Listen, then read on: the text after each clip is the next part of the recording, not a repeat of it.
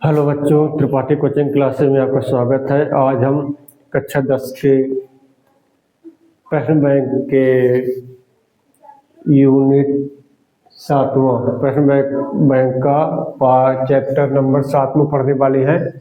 सही विकल्प पहला क्वेश्चन है, सही विकल्प चुनकर लिखिए। मूल बिंदु के निर्देशांक, मूल बिंदु के निर्देशांक, मूल बिंदु के निर्देशांक क्या होते हैं? 0 0 होते हैं। ऑप्शन नंबर डी, मूल बिंदु के निर्देशांक 0 0 होते हैं। एक्स अक्ष पर स्थित मूल बिंदु से 4 इकाई की दूरी पर स्थित एक बिंदु के निर्देशांक। एक्स अक्ष पर मतलब एक्स अक्ष पर बोला है, इसका मतलब एक्स का मान होगा ही होगा। कोई भी बिंदु किस रूप में होता है? एक्स कामा वाई के रूप में होता है। एक्स अक्ष पर स्थित बिंदु बोलता है मतलब एक्स का मान कुछ न कुछ रहेगा, वाई का मान 0 रहेगा, इस रूप में होगा। ठीक है, तो बोला एक्स अक्ष पर स्थित मूल बिंदु से 4 इकाई मतलब एक्स का मान 4 होगा और वाई का मान 0 होगा। ये होगा एक्स अक्ष से स्थित मूल बिंदु से 4 इकाई दूरी पर स्थित बिंदु होगा। तो इसका होगा 4,0 हो जाएगा, 4,0। ऑप्शन नंबर बी हो जाएगा। यही तरह क्वेश्चन नंबर 3 दिया हुआ है, बिंदुओं ए x1 y1 और b x2 y2 के बीच की दूरी का सूत्र। दो बिंदुओं के बीच की दूरी का सूत्र होता है x2 में से x1 का whole square plus y2 minus y1 का होल स्क्वायर। x2 में से x1 का whole square plus y2 minus y1 का होल स्क्वायर। अगला क्वेश्चन दिया हुआ है चौथा, बिंदु 8,6 और 0,0 के बीच की दूरी का सूत्र। मतलब एक बिंदु दिया है, एक मूल बिंदु, मतलब मूल बिंदु से किसी बिंदु की दूरी का सूत्र होता है, मूल बिंदु से किसी बिंदु की दूरी का सूत्र होता है x square plus y square होता है। इसको भी नोट कर लेना है। मूल बिंदु से किसी बिंदु की दूरी का सूत्र x square plus y square होता है। एक्स क्या है इधर? एक्स 8 का स्क्वायर कितना हो जाएगा? 64 प्लस वाई कितना है? 6 का स्क्वायर कितना हो जाएगा? 36। दोनों को जोड़ेंगे तो हो जाएगा 100 किसका वर्गमूल होता है? 100 होता है 10 का वर्गमूल। तो इसका ऑप्शन नंबर बी आ जाएगा, सही आ जाएगा।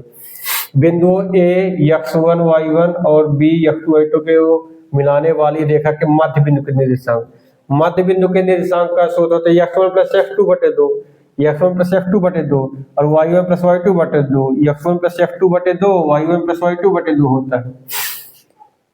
यही तरह क्वेश्चन नंबर 6 है, बिंदु ए 1 2 और बी 3 4 को मिलाने वाली रेखा के मध्य बिंदु के निर्देशांक। मध्य बिंदु में क्या होता है? x1 प्लस x2 बटे 2, y1 प्लस y2 बटे 2, यही है। तो x1 क्या होगा? ये होगा, y1 ये होगा, x2 ये होगा, x2 ये होगा, y2 ये होगा। तो यहाँ पास x1 कितना होगा? x1 1 प्लस x2 कितना होगा? x2 कौन सा होगा? x2 ये होगा 3 बटे 2 कामा y1 कौन सा होगा? 2 प्लस y2 कौन सा होगा? 4 बटे 2। 3 1 4, 4 में 2 का भाग कर दे तो 2 आ जाएगा। 4 तो 6, 6 में 2 का भाग कर 3 आ जाएगा, 2,3 आ जाएगा। 2,3 ऑप्शन नंबर ए आ जाएगा इसका आंसर। क्वेश्चन नंबर दूसरा, रिक्त स्थानों की पूर्ति कीजिए। पहला है, एक वृत्त के व्यास के सिरों के निर्देशांक -3,4 एवं 3,-4 है, तब उसके केंद्र के निर्देशांक। एक वृत्त के व्यास के सिरों के, एक वृत्त के व्यास के सिरों के, एक वृत्त बना हुआ है, एक वृत्त का व्यास ये होता है, व्यास का जो केंद्रक होता है, व्यास के सिरों का मध्य बिंदु होता है। तो व्यास के सिरे दिए हुए हैं -3,4 और 3,-4 दिए हुए। ये हमको उसके केंद्र के निर्देशांक चाहिए। तो जो केंद्र होता है व्यास के सिरों का मध्य बिंदु होता है। तो यहाँ मध्य बिंदु के निर्देशांक का सूत्र लगेगा। मध्य बिंदु के निर्देशांक सूत्र क्या होता है? x1 प्लस x2 बटे 2 कामा y1 प्लस y2 बटे 2 ये होता है। x1 y1 x2 y2 क्या है? पहले बिंदु हो गए x1 y1, दूसरे हो गए x2 y2। x1 कितना होगा? -3 प्लस x2 क्या होगा? 3 बटे 2 हो जाएगा। y1 कितना होगा? y1 4 होगा प्लस y2 कितना दिया? -4, तो प्लस माइनस से माइनस हो जाएगा, प्लस माइनस से -4 बटे 2। 3 में 3 घटाए 0 आ गया, और 0 में 2 का भाग करेंगे तो क्या आएगा? 0। ये तरह 4 में 4 घटाएंगे 0 आएगा, 0 में 2 को भाग करेंगे 0, 0, 0 आ जाएंगे। इसके निर्देशांक आ जाएंगे 0, 0 आ जाएंगे। त्रिभुज के मध्य बिंदु के एक वृत्त के व्यास के सिरों, अगर व्यास के सिरे दिए हुए हैं और केंद्र निकालना है तो वहां मध्य बिंदु के निर्देशांक वाला सूत्र लगेगा। अगला क्वेश्चन नंबर दूसरा दिया हुआ है। क्वेश्चन नंबर दूसरा दिया, बिंदु 4,5 चतुर्थांश में स्थित है। चतुर्थांश यहाँ बताना है, तो हमको पता है चतुर्थांश में क्या होता है, ये होता है x अक्ष, ये x अक्ष होता है, ये y अक्ष होता है, ये x वाली लाइन होती है लेकिन माइनस की, ये y की माइनस की होती है। ठीक है, x अक्ष और y अक्ष दो होते हैं, तो यहाँ पर x जो होता है धनात्मक होता है, यहाँ y भी धनात्मक होता है, यहाँ x ऋणात्मक होता है, यहाँ y भी ऋणात्मक होती है। ठीक है, अगर इस चतुर्थांश की बात करें तो प्लस प्लस होता है। इस चतुर्थांश में हमारा बिंदु जो होता है x, y के रूप में होता है। पहले हम x का मान रखते हैं फिर y का रखते हैं। इसी तरह यहाँ x का मान प्लस में, y का मान प्लस में। प्रथम चतुर्थांश में प्लस है, प्लस रहता है। द्वितीय चतुर्थांश देखा जाए तो द्वितीय चतुर्थांश ये होता है, पहले x का मान माइनस में और y का मान प्लस में, माइनस प्लस। तृतीय चतुर्थांश में x का मान माइनस में, y का मान माइनस में होगा।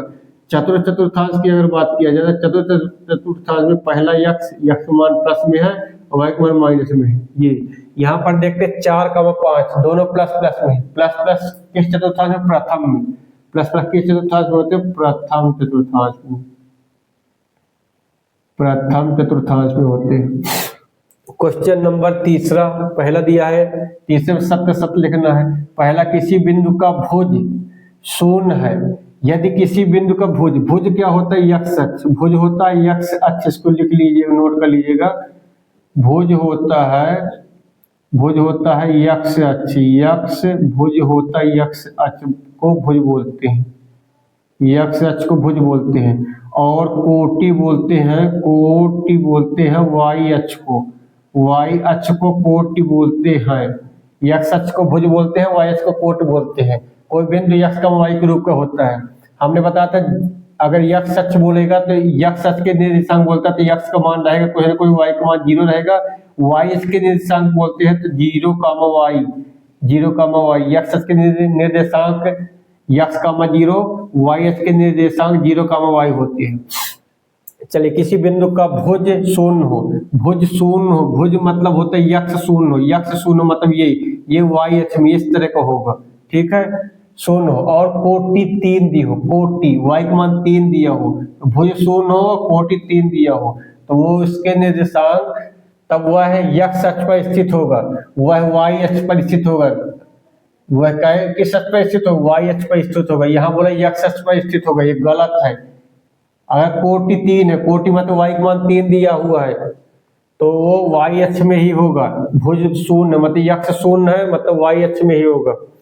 बिंदु P x y की मूल बिंदु से दूरी x square plus y square होती है। किसी बिंदु की मूल बिंदु से दूरी का सूत्र ही होता है x square plus y square, सत्य है ये। x अक्ष पर स्थित बिंदु के निर्देशांक 0, y गलत है। 0, y नहीं होते, x अक्ष पर स्थित बिंदु के निर्देशांक x, 0 होते हैं। ये 0, y अक्ष के होते हैं, ये गलत है।